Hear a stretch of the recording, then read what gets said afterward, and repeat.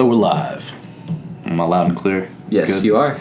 All right. Well, we had an idea today of doing a podcast. Now, mind you, this podcast has no title because it is completely brand new and random at the moment. But if everything goes well, you'll hear a lot more from Jake and myself here. Speaking of that, being that you don't actually know who we are, I guess we should introduce ourselves. I am Trey Sykes, a.k.a. 1989 TRE, and my counterpart here. My name is Jake Woodruff. I'm a singer-songwriter slash, I guess, business owner of a recording studio. Baller. We're bosses. We're entrepreneurs. We're getting things going, and I guess what's interesting is I feel like a lot of the new entrepreneurs, we're a jack of all trades. Yeah. We have a bunch of different things that we're great at. Yeah, we have a problem with focusing, I think. Yeah, that's what it's segment and tend. Yeah, I know I always used to say with my dad, I always used to say he was so good at everything, but I never really saw him be great at anything from everything that I've seen. So my thought process is I've always wanted to lock in the one thing. That's why I started focusing so much on rapping. If I didn't mention that, I do music as well, rapper, hip-hop artist predominantly, but I dwell in all the different realms. Yeah. As Jake was saying, have multiple interests and things. But I figured today, because we were having a conversation in another room, and I was like, let's just record this. So it got me kind of thinking about some questions as far as music goes. So specifically, first question I would throw out there, Jake, is what age do you feel like is too old to continue chasing the dream of music? I personally feel like that it's never too old.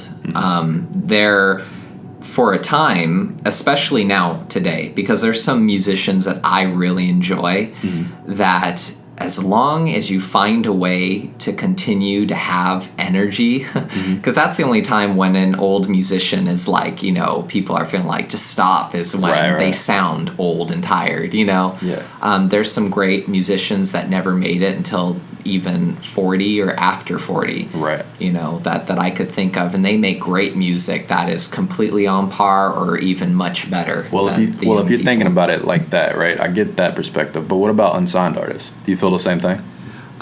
Yeah. I kind of feel that too. Like as long as there's a soul, because we were talking a little bit earlier, not really off topic, but we were talking about like how women respond, to other men, and it's not so much about like, how great, good looking he is, what kind of status he is. It's how you feel around the person. So when I listen to somebody, even like Johnny Cash, Johnny Cash did those for sure. Those songs, like he did Hurt, he was already signed and stuff, for a long time. But it's like, as long as you still have that soul behind it, I feel like, See, the reason that question jumped out to me, and it kind of made me even think of it in general, was because with me coming out here to California from Virginia, I originally came with the concept of, okay, I'm 26 years old. I'm giving myself until 30 to make that happen. Until before I say, okay, let me listen to my mom, let me go get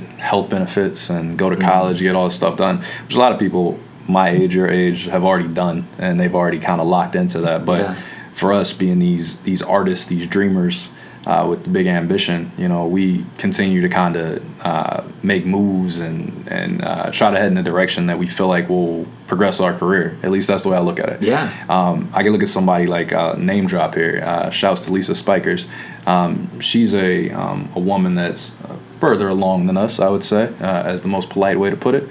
And she's continued with that dream for years and years. Like, I didn't meet her until I got out here, of course. And she's from in the general Melbourne area. And I interviewed her, and I was just asking her, where do you see yourself in the next 5 years and all this kind of thing. And she just hit me with, the concept of, I see myself not necessarily being a star, but my music in rotation and, making enough money to live off of, my art and that kind of thing. And that spoke to me, because she's, again, she's older than us, and she's dedicated herself for so long in this art, and she continues to travel and do these kinds of things. So it's like, for me, I'm curious if there's going to be a cutoff point, because I know I won't cut off my brain. I'll keep making music regardless. If people listen to it, or if it's just me and I don't put it out and I just have millions and millions of songs just tucked away.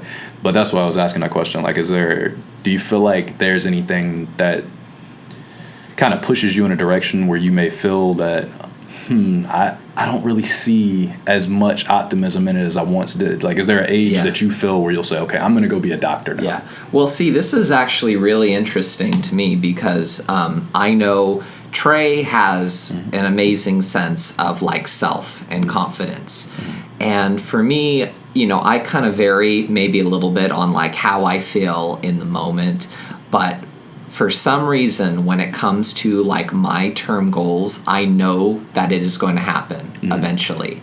The thing that's tough is that, you know, I want it to happen, you like know, yesterday. Sooner. Yeah. Right. And so in my strong belief, you know, I look at how much I have grown over time and how skilled and talented. And I'm like, I'm this great right now, and just imagine what I'm going to be in the next year. Yeah. And maybe a good thing between like me and Trey is that you know, we have a bit of different interest and everything, but the fact is that when I build whatever I build and whatever he builds, as long as we have a good friendship and connection, it's like we could benefit from each other. Yeah. I'm building things like a recording studio where I'm probably going to be putting so much money into equipment, and then Trey gets completely free use of it just because, you know, we're good friends. So I kind of look at it as like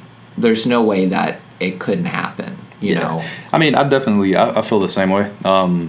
That's why I'm here.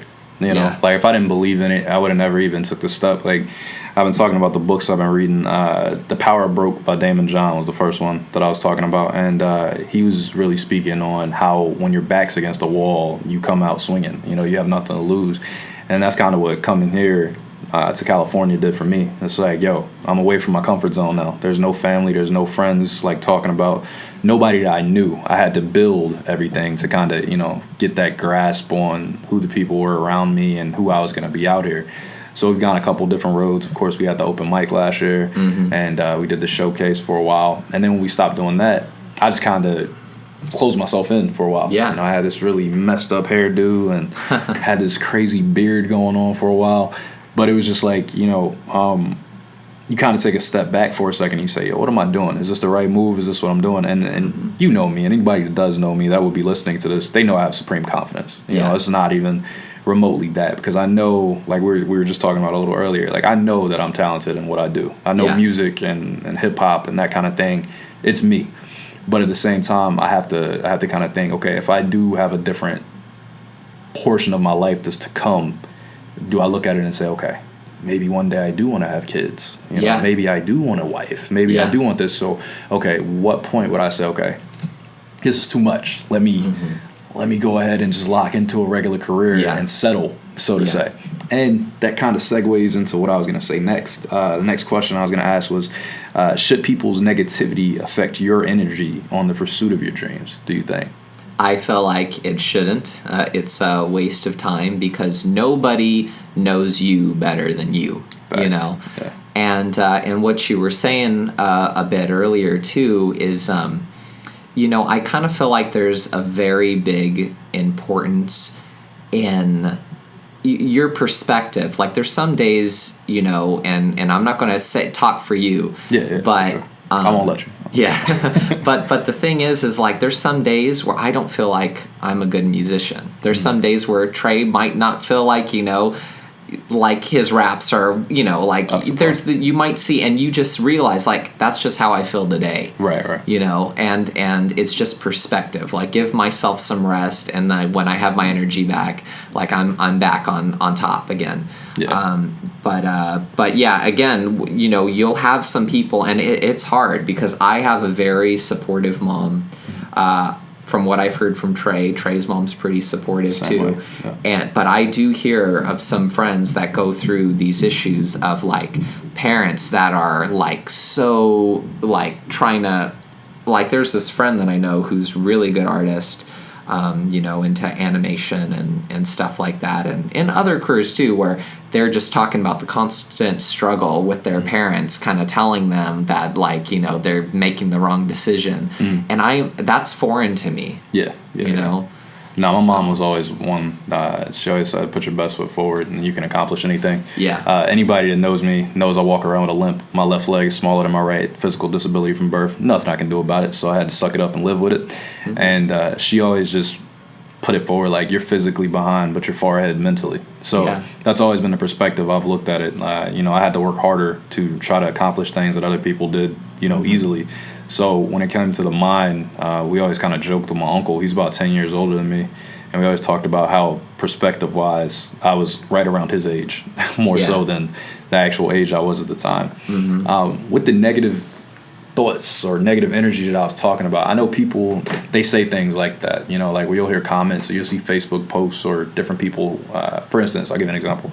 When I was starting off, my cousin Lane, name dropping all these people, it's like, I'm deleting you out of my contacts. Listen, I am not gonna hold punches if I got something to say, come on, you got to get your game up, man. Don't sugarcoat it. This is like what is that called, where you intervention? That's right. This is an intervention. This is a venting session. But my family early on, Lane, he was the first person in our family that was rapping, and he's an amazing rapper, like gifted with words beyond belief. The guy is a great talent. He's an artist too, as far as drawing and everything. Amazing, like all that stuff. And I just remember our family. I started rapping following Lane. I used to steal like the beats he would get from one of our friends, DJ Speed, James, and they were like boys. They went to school together. But I would steal them and I would write all these rhymes, and I'd be like, "Yo, this is hard. I'm killing this." And I would take it to Lane, and he would just look at me like, "Now what the fuck is this?" Where he's kind of got to sit back and look back like, "No, I'm not, dude. You got to sit down somewhere." And then I remember my family, like the rest of my cousins, they be rapping his lyrics and doing all this stuff, and then I would be like, I play my stuff, and they just kind of like, "That's nice. That's pretty nice, Trey." You know what I mean? But it was never that push, like the same kind of support, until I got to a point where I didn't need their validation. Like I was talking to you about this a little bit earlier, not off camera, but off mic.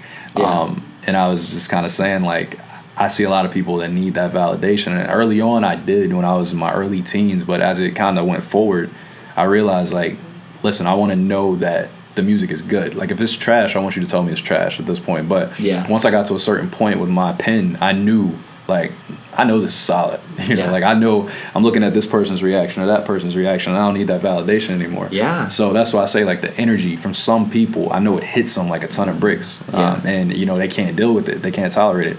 But would you say that's one of those things, if you get a negative reaction at a bar or you get a negative reaction somewhere, is that something that you allow personally to get to you, or is it just something you can kind of brush off? Well, actually, it is one of those things that it does affect me, but I also, like I said, it doesn't shake my overall goal. It doesn't make me feel like maybe they're right. Maybe so you don't internalize it, but you feel it in the moment. Yeah, in the moment. So it's one of those things where it's like, I know that I should brush it off, that I shouldn't worry about it, but it doesn't affect my overall goal. So that's the thing. Like, we've been talking about this for a while, but that's really what it comes down to, is that oftentimes, I'm either affected in the moment and I know where I want to be, and maybe I overthink, like we've been saying, but it doesn't shake, it doesn't shake my overall confidence and belief in myself.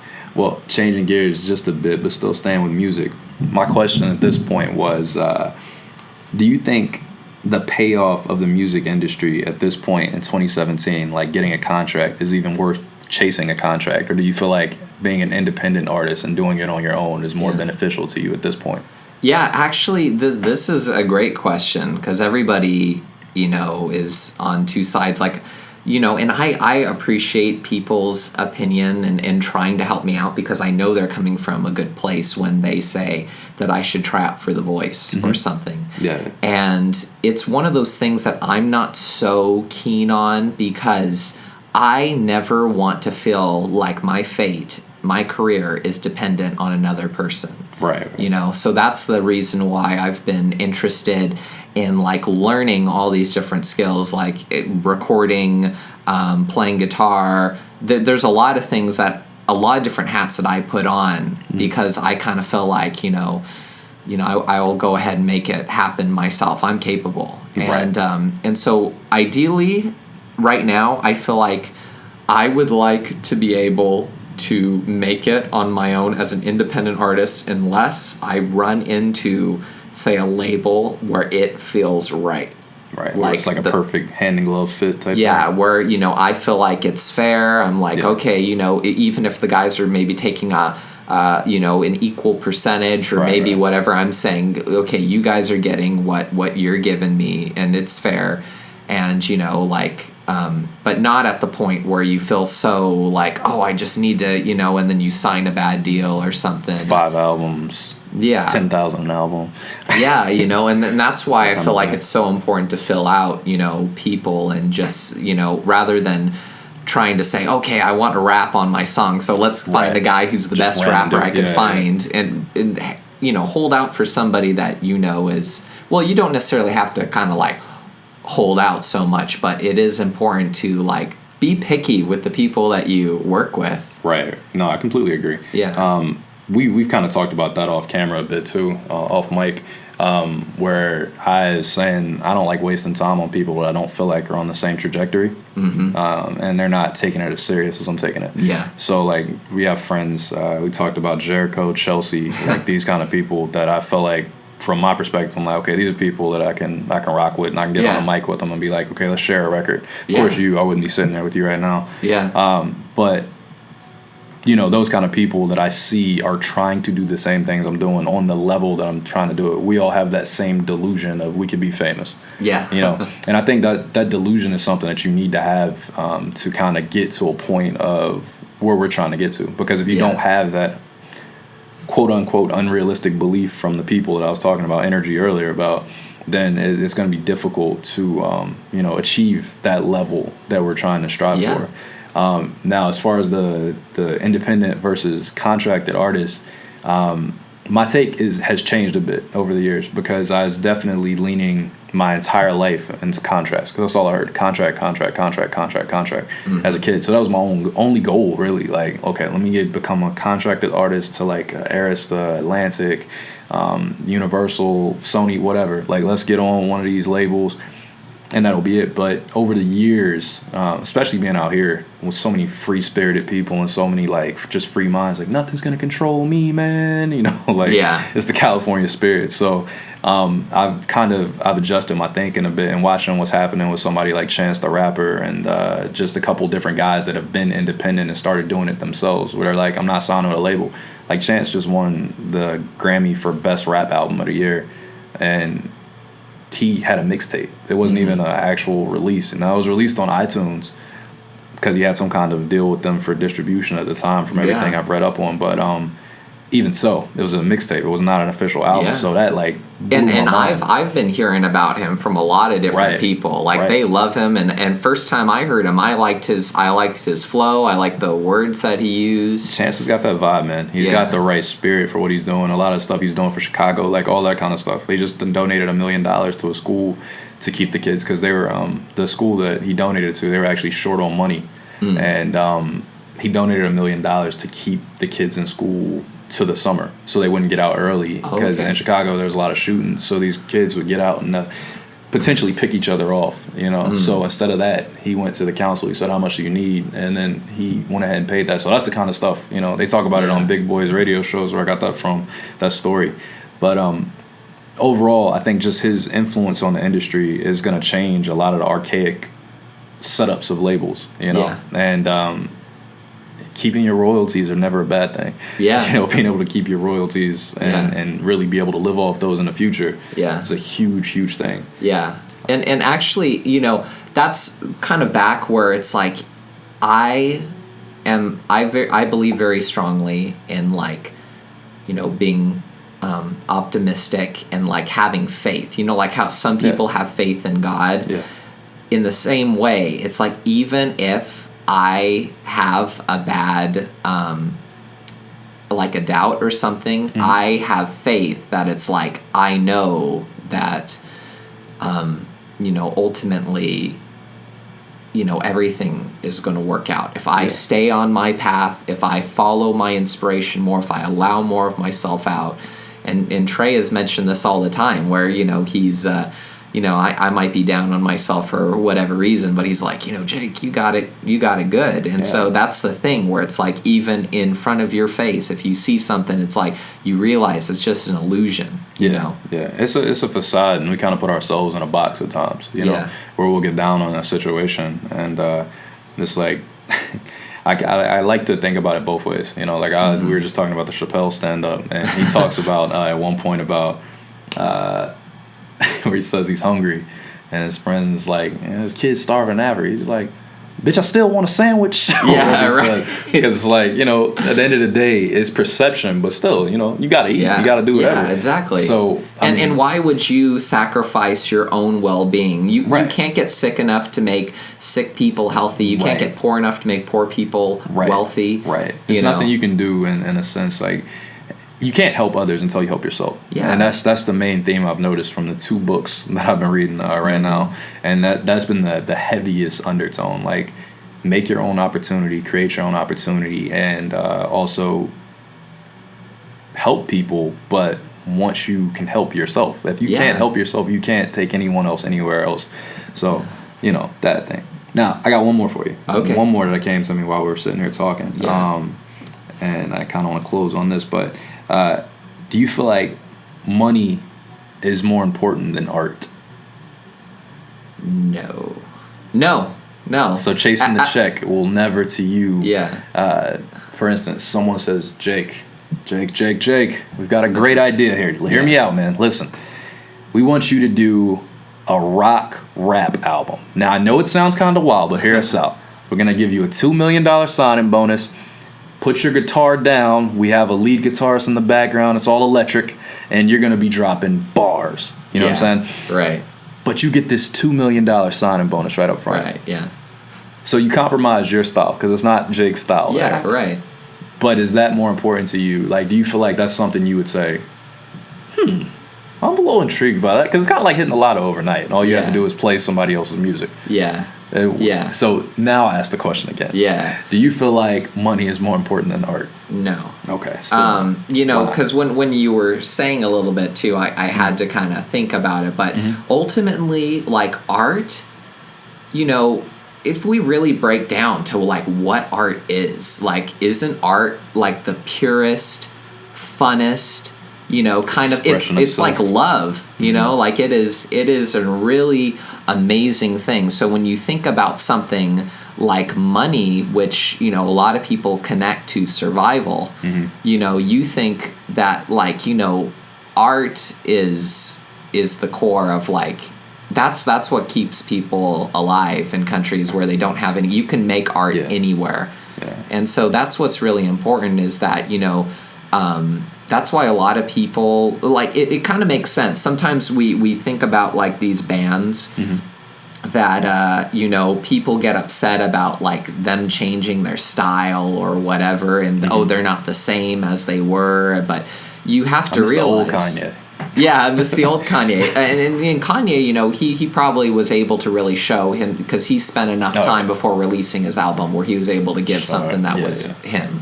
But, there's a lot of artists that are not able to make it unless they go through a lot of different hoops and they agree with what the producers want. They add in that extra chorus in that different area. Pink. Yeah. A couple artists that come to mind right off rip because they came in as R&B singers when they were actually rockers, completely. It was like, what is this? This is not my style, But they had to do what they had to do to get in the door. Yeah, and then people decide what you want to do, and then that's exactly why, like, what almost seems worse than a musician who wants to be famous and perform on stage and do their art if they're doing someone else's music. Can you imagine that? Where it's like, that's what you've always wanted to do, but then you end up on stage and you're dressed in a way that's not you, you're singing in a way that's not you, and it's like, that almost seems like hell on earth, you know? Let's flip that for a second, because one thing I did want to say before I flip it, yeah, I feel like music and art as a whole, I should say, is the purest form of self, and that's what's important about it to me. Mm-hmm. But let's flip that for a second. Some perspectives would say, get your foot in the door. It doesn't matter how you get there. It just matters what you do with the platform once you get there. Yeah. So, yes, you could tell a label, I'll go ahead and do this. You do an album. The numbers may not go exactly how you want it, but let's say you hit a niche and you say you sign that contract and you kill it. And then you have just a ton of fans all of a sudden. Yeah. How do you feel about it then? Do you say, maybe I was in the wrong direction this whole time and maybe they have a point? Or do you say, no, the heart of me still says, like if I come in there and I'm a country singer completely. You know?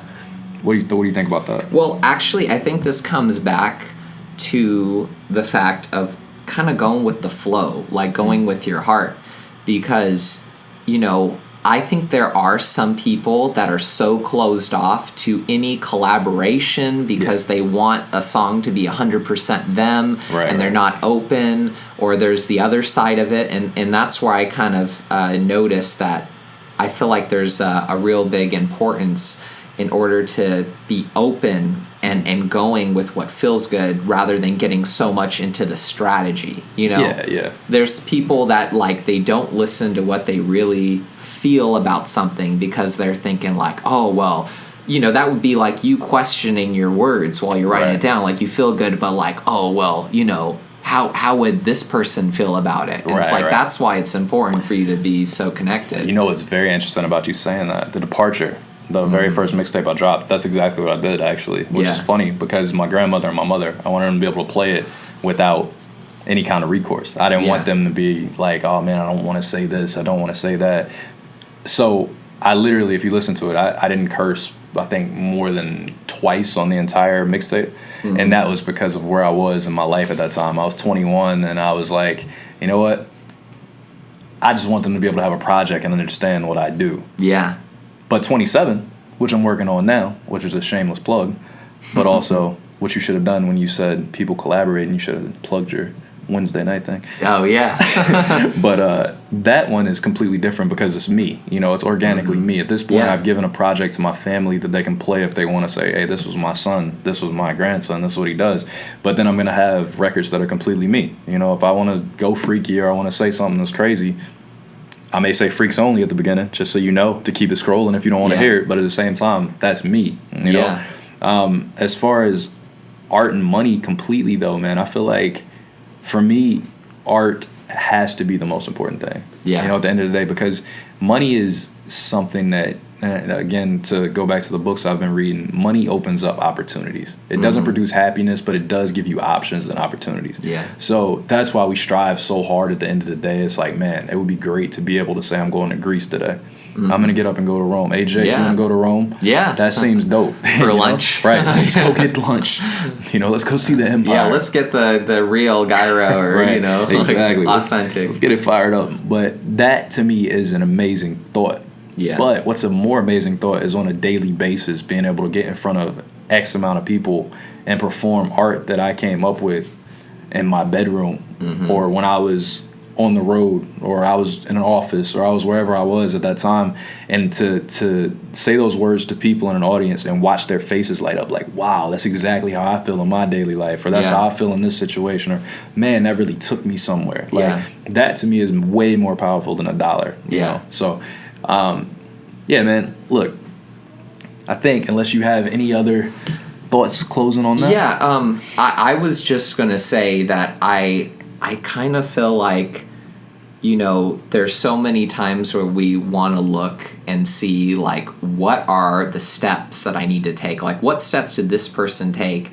And we're just looking purely at action. And I think almost like in a magical, mystical kind of way, you know, like love and the passion for it and feeling good, like that almost, in a sense, I kind of feel like if you just really get connected, that it's almost like magic that, you know, it's going to lead you there. And so, and that's what I kind of think it comes down to, because there's a lot of people that would put, you know, they probably do 3 times as much work as either of us do, and they still don't make it. So I feel like there has to be something else to it, and I think it's a little bit of that kind of just being more and more yourself, and it's luck, love, honesty, truth, and what you do, and just people latching onto you eventually. And you have to have talent on top of it, because a lot of people, as much as I may disagree with the current state of hip hop from some perspectives, the mumble rap section of it is not exactly me. But I can understand and I can feel where some of these guys are coming from, and I can get the concept because I've lived in those realms. I've been around certain guys that I feel like, okay, I see how this applies to you. Me and my cousin actually just had it out on Facebook a couple days ago for the exact same reason. We were talking about a topic back home in Virginia. There's this festival they have called Beach Weekend, and every year they seemingly have this festival. Someone's either shot or stabbed. And it's like it's become just a notorious weekend for people that live in Virginia Beach. So I had posted it was a petition that everybody was signing to kind of get it taken down and all this kind of thing. And my cousin popped up, and he was like, "Yo, let these kids live, man. They can do what they want. If they want to come out every year and have a good time, just let them live." Da da da da. And I'm like, I feel you, and the premise of it is a good time. But when those same kids you're saying let live are dying, that's not the goal, I would assume. You know what I'm saying? So it's not that you can't live and let people do things, but I think just being allowed to express yourself without the fear of, is this going to be my last day on earth? I don't think that should be something that's the main key to things. But I do think passion is the key to all of it. I think passion, love, and having the right energy for what you're doing is a key to everything when it comes to anything. And I know that sounds like a very vague statement, but literally, I think passion in everything you do will lead you to anything else you're after. Yeah. So, and I think both of us could kind of fill out our personalities, and the fact that we are open with each other. That's why we connect on a good level, and that's probably being fake.